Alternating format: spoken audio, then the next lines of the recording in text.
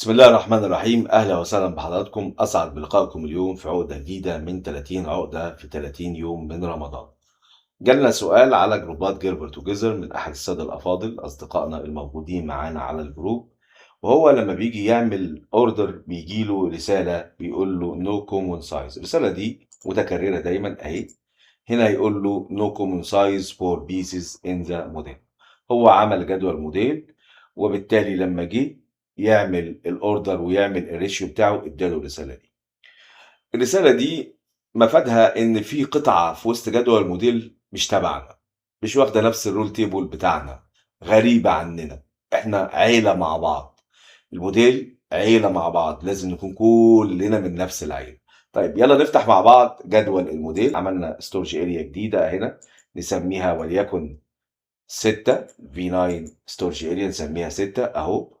ونيجي نفتح الستورج اريا ونروح نستورد جدول الموديل ونبقى حاطينه على الديسكتوب سطح المكتب. اقول له امبورت زد اي بي، استورد.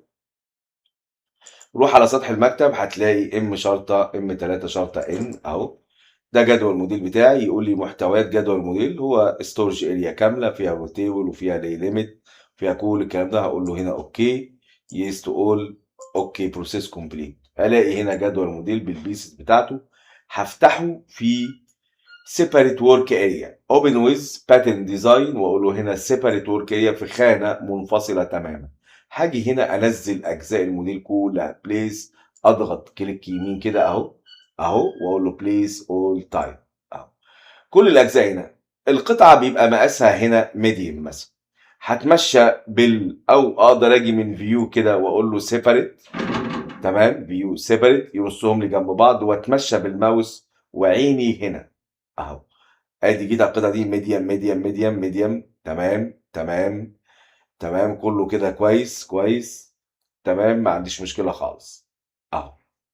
اوكي اوكي، القطعه دي تمام. بتمشى على اجزاء الموديل، لقيت الدنيا تمام بالنسبه لي. طيب هو الرول تيبل بتاعتي دي من كام لكام؟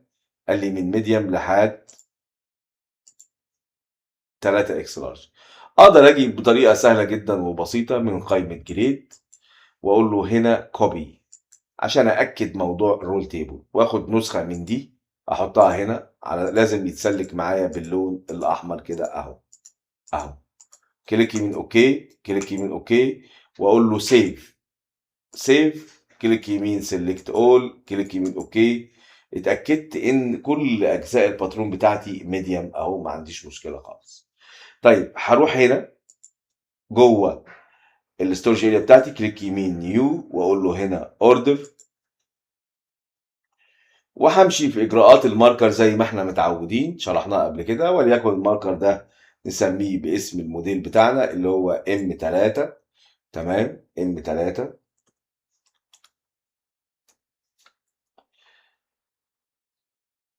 اوكي، وهاجي هنا عرض القماش وليكن متر 50.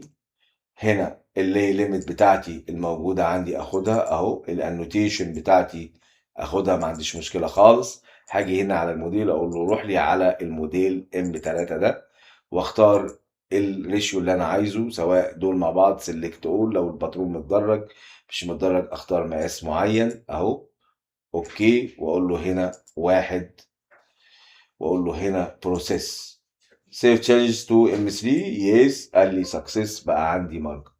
فكرة دايما ان القطع كلها، وممكن استعين بقطع من موديل تاني، فالقطع كلها تبقى واخدة نفس الرول تيبل. ممكن يبقى رول تيبل ميديم لحد 4 اكس ورول تيبل ميديم لحد 3 اكس، هيعمل معايا القصة دي. يبقى احنا كلنا عيلة مع بعض واحدة، نفس الرول تيبل الواحدة. عمره ما هيديني نو كومون سايز. بالتوفيق لحضرتك، شكرا والسلام عليكم ورحمة الله وبركاته.